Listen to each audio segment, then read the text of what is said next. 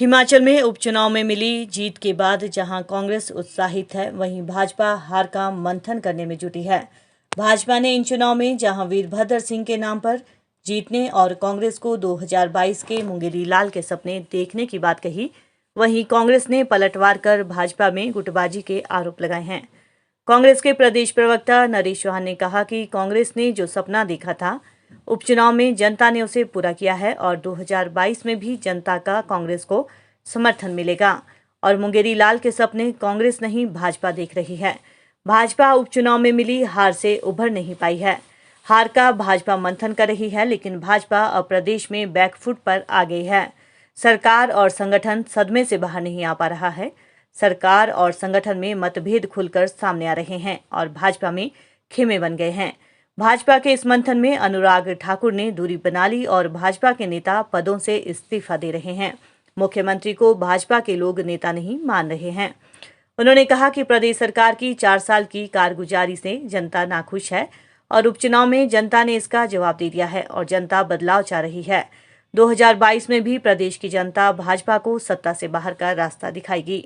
वहीं कांग्रेस ने नेता और नीति न होने के आरोपों पर नरेश चौहान ने कहा कि कांग्रेस के पास नेता भी है और नीति भी है। कांग्रेस ने एकजुट होकर उपचुनाव लड़े और जीत भी दर्ज की। कांग्रेस द्वारा जनजागरण अभियान शुरू किया है और लोगों का भारी समर्थन कांग्रेस को मिल रहा है, जिससे भाजपा बौखलाई हुई है। हिमाचल प्रदेश बाई इलेक्शंस में आए, जिसमें भारतीय जनता पार्टी 0 पे हो गई, जो सरकार में थे। उसके बाद इनका मंथन चला 3 दिन तक, आज शायद लास्ट होगा। 3 दिन से इन्होंने मंथन करने का मतलब है कि ये एक कोशिश कर रहे हैं कि ये इतनी करारी हार क्यों हुई। सत्ता में रह के ये पहली बार हुआ होगा इस इतिहास में, हिमाचल के भी और देश में भी। ज़्यादातर लोग जो सत्ता में होते हैं वो बाई इलेक्शंस सत्ता के साथ ही जाते हैं, लेकिन हिमाचल प्रदेश की जनता ने जो फैसला सुनाया वो भाजपा के लिए एक खतरे की घंटी है। और जिस प्रकार से इनका 3 दिन का जो कार्यक्रम था, मैं दावे के साथ कह सकता हूँ कि भाजपा बैकफुट पे है। इस हार के बाद अभी तक सदमे में है। आप संगठन की बात करें या सरकार की बात करें, मैं दोनों की बात करता हूँ कि वो इस सदमे से बाहर नहीं आ पा रहे हैं। वो ये समझ नहीं पा रहे हैं कि हार का कारण क्या है। मुख्यमंत्री जी खुद समझ रहे हैं, कभी कुछ कारण गिना रहे हैं, कभी कहते हैं हम ओवर कॉन्फिडेंट रहे, कभी कहते हैं कि कोई लहर चली है वीरभद्र सिंह जी के फेवर में।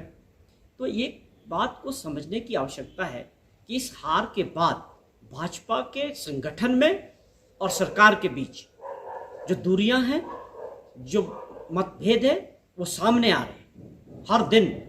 इन 3 दिनों की बात करें या इससे पहले बात की जाए तो ये साफ दिख रहा है कि इस वक्त इनका जो आत्म मॉरल है वो बिल्कुल डाउन हो चुका है।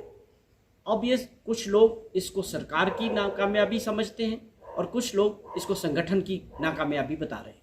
तो इस वक्त भाजपा के अंदर जो स्थिति है, मैं पहले भी जिक्र किया था ये प्रचार के दौरान भी, कि भाजपा खेमों में बंटी हुई है हिमाचल प्रदेश में।